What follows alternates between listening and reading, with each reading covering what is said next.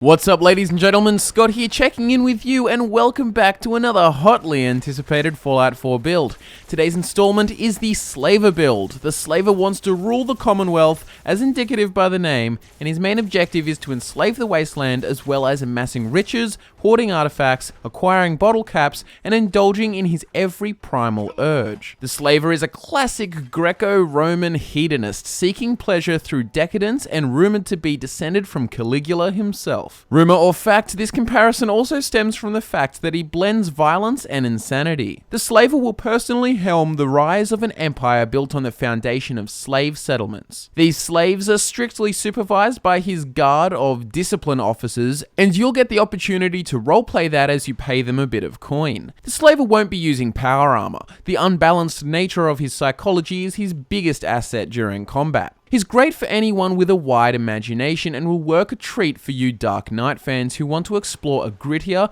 morally bankrupt Fallout 4 experience. This build ultimately comes down to power, both vested internally and externally, influence, wealth, empire building, and the value of a self-serving agenda. Some real Senatus Populusque Romanus meets Third Reich type shit. To see this build in action with some other fan favorite builds, follow the link in the description and keep an eye out for our new Let's Plays, or just wander about our channel to your own liking. And as always, if you haven't already done so, throw us a like and subscribe. Cheers in advance. Boston bred through and through, the Slaver grew up among crime, racism, and poverty in the projects. From an early age, it was clear that he had an intellectual edge on the majority of the people around him, religiously reading about the great leaders and notable empires of history. The Slaver struggled to follow his desired path of being a professional with a stable life, all the while he fought police harassment and commonplace racism in the area he went to school. The Chicago theory of criminology proved to be rather overwhelming as he gradually showed signs of being more and more a product of his environment,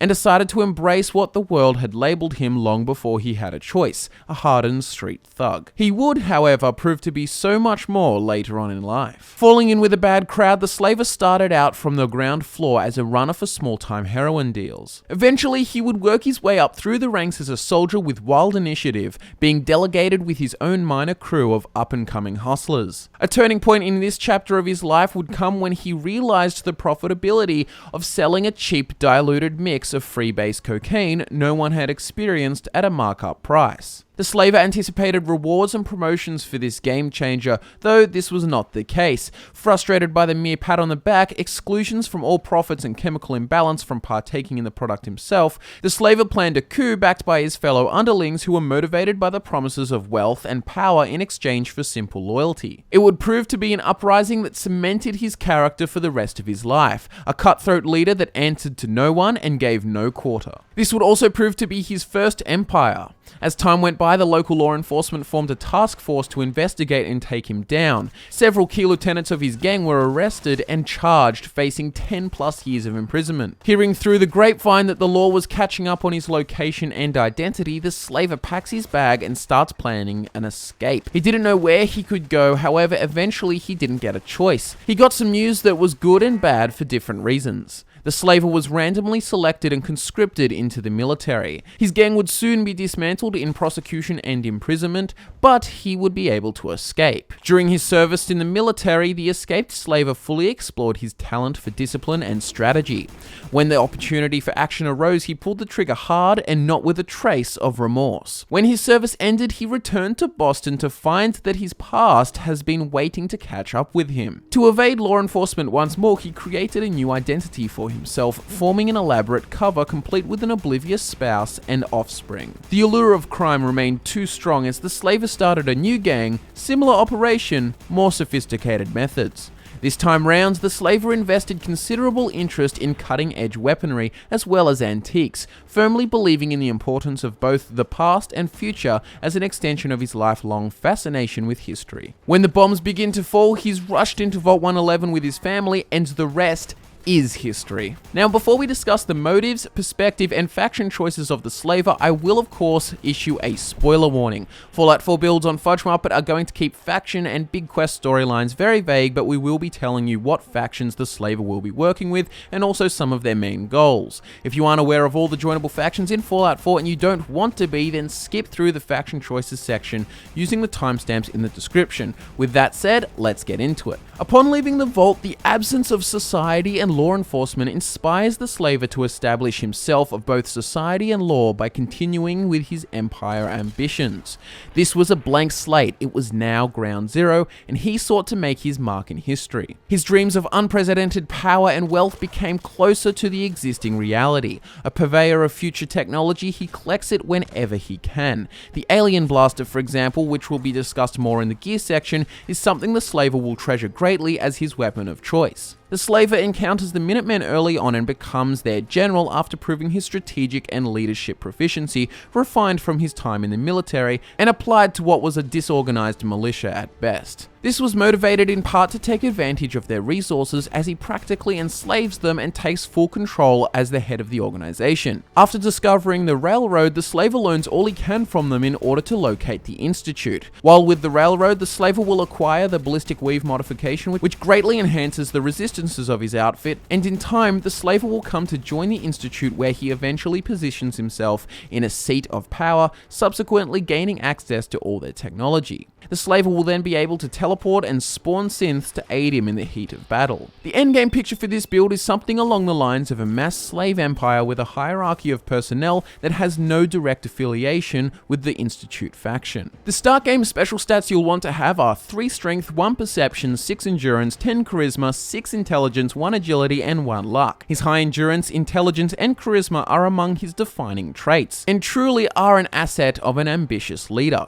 The slaver will persuade masses to follow his command, as well as scheme against rivals that threaten his precious empire. The special book found in Sanctuary will be used on intelligence, so we can level up faster and gain access to the chemist perk. 3 strength will give us access to the armorer perk for ballistic weave, while 6 endurance will benefit health. 10 charisma will also help with getting the best price deals, and also for persuading others in dialogue. The intelligence will also help by giving this build a faster leveling speed and grants him access to some prime perks that will come in handy later on.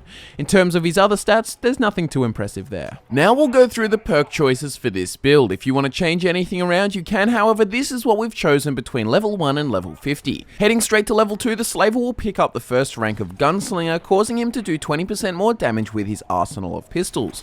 You'll be able to get a pistol very early on, which is why we thought this perk was a great choice to start with. At level 3, we're going with Lady Killer, and this fits in with the charismatic nature of this character. He'll be able to persuade women easier in dialogue, and he'll also do 5% more damage against them, which is handy. Continuing to build the playstyle and persuasive nature of this build, we're going to be getting the Wasteland Whisperer perk at level 4. This will give the slaver a chance to pacify any wasteland creature below his level, and to initiate this, you simply aim your gun at the target. At level 5, we get the Intimidation perk, which is the exact same thing except for humans, and at level 6, we get Animal Friend. Animal Friend is the same as both of these perks, however, it relates specifically to animals. These 3 perk choices showcase the super high charisma of the slaver and how he can convince anyone to do anything through charm or menace. Next, he'll pick up the second rank of gunslinger, making his treasured pistols do 40% more damage and also have increased range. This is of course nice for buffing the combat capabilities of the slaver alongside his more passive abilities. The slaver then gets the second rank of Lady Killer, and at this rank females will be even easier to persuade, and he'll do 10% more damage against them, and he'll have a larger chance to pacify them with the Intimidation perk. Following this, you'll want to collect 2 ranks of Hacker in a row over levels 9 and 10. With 2 ranks of this perk, you'll have access to any expert level terminals you encounter during the early stages of your playthrough. Following this, the slaver will invest in the Medic perk. We decided to get the first rank of this now as the slaver doesn't have the best resistances. This will make Stimpaks restore 40% of health and Radaway remove 40% of radiation. He'll then be getting Local Leader, which is an incredibly useful perk, and at the first rank, the slaver will be able to establish supply lines between his settlements, so it's pretty much necessary for him to build his empire. pacifier. Next, he gets the second rank of Animal Friend, and with this, he can incite an animal to attack after he successfully pacifies it. This is the final rank we're getting of this perk, and following this, the slaver gets the first rank of Science to begin improving any energy-based pistols he's using, and this perk will also help with settlement building. At level 15, the third rank of Gunslinger is chosen, and this gives the slaver 60% more pistol damage, and it also increases the range of his pistols even further. Lady Killer 3 is chosen next, making females take 15% more damage and also making them way easier to persuade and pacify. Armorer is picked at level 17, as by now we should have the Ballistic Weave and Reginald's suit. And then at level 18, we're getting the second rank of Science. This helps with pistol customization even more. Armorer 2 is then chosen, allowing Ballistic Weave to be even more beneficial. And finally, at level 20, the slaver gets the second rank of Local Leader, allowing him to build stores and workstations at workshop settlements. At level 21, the slaver gets Wasteland Whisperer 2, and now when he successfully pacifies a wasteland creature, he can incite it to attack. At level 22, he gets Hacker 3 to be able to access any terminal in the game, and then he gets the second rank of Intimidation. This, similar to the second rank of Wasteland Whisperer and Animal Friend, allows you to incite a target to attack. This time the target is humans, and the second rank of all these perks fit in with the idea of enslaving your enemies and making them fight for you. Even though it could be cool to get the 3 ranks, we're not going to do so for any of those pacification based perks. We thought that being able to command them simply wasn't as practical as it sounds. Being able to calm them down or make them fight is pretty much all that is needed, and still satisfies role-playing very well.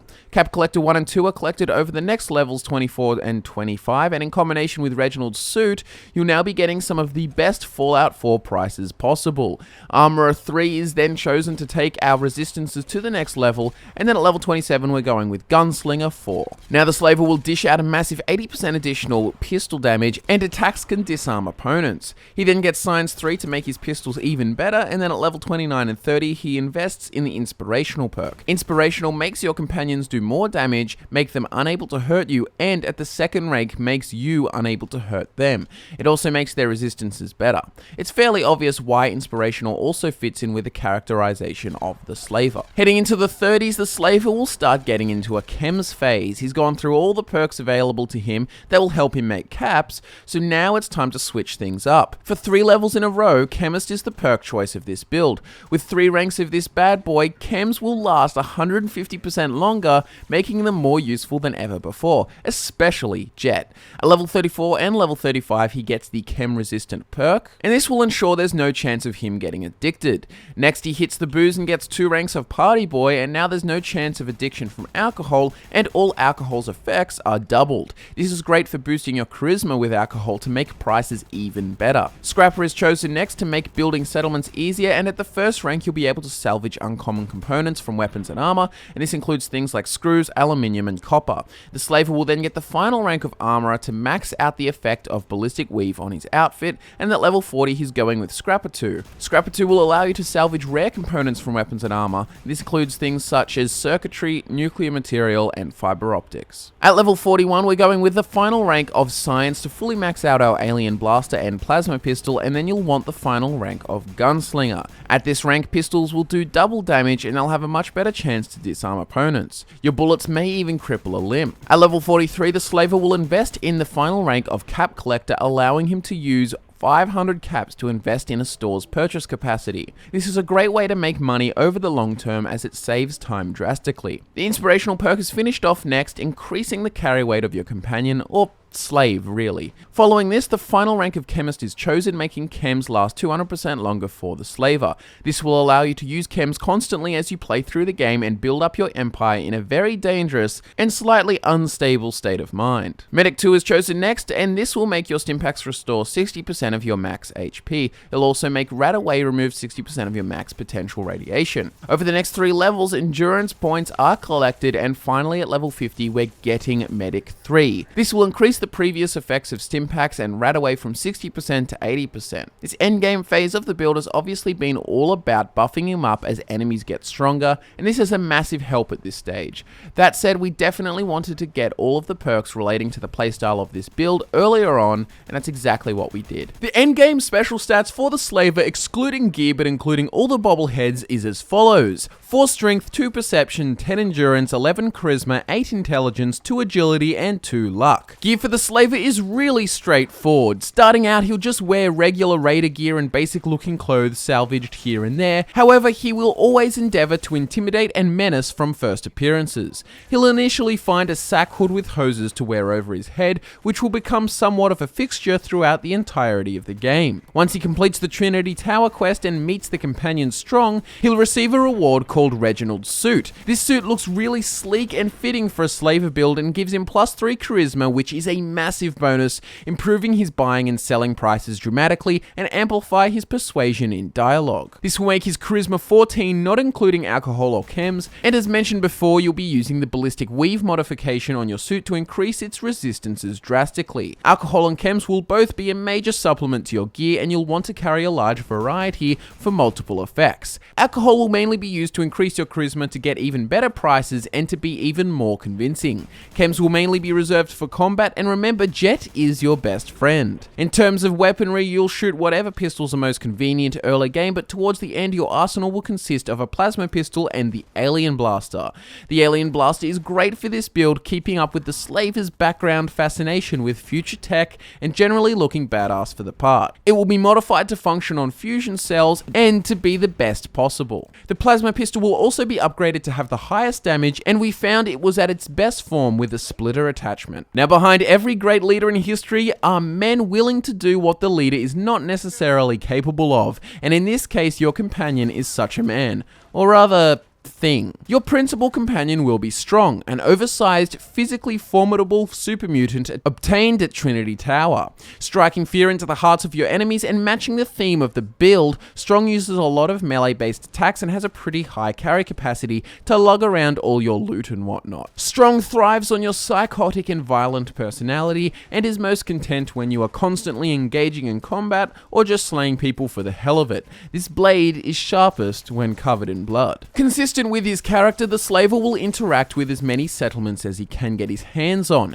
favoring function over aesthetic. The design of each settlement will be pretty basic, bordering on gnarly looking. Utilize all the typical raider decorations like cages and spiked poles, and dress half your settlers in raider armor with guns as guards, with the other half in rags and basic clothing variants. Cages will be aplenty, as the slaver will need them to capture an abundance of raider, gunners, and super mutants to fight in an arena that he will dedicate to blood sports. Bread and circuses when in Rome, as they say. You might also like to have some cage traps never opened, as you can roleplay scenarios of holding people for ransom or just doing it for fun. This will make your playthrough even cooler, as their allies attack your settlement in order to release your captives, ensuring there will never be a shortage of massacre and action. Your settlements will also be furnished with highly advanced weaponry and painful traps to protect yourself in the event that your manpower fails you. It is worth noting that your settlements will also require a good amount of food, water, and other important resources. And with that, I'll wrap up this week's Fallout 4 build, the Slaver. For more future builds, hit the subscribe button under our channel name to make sure you don't miss out.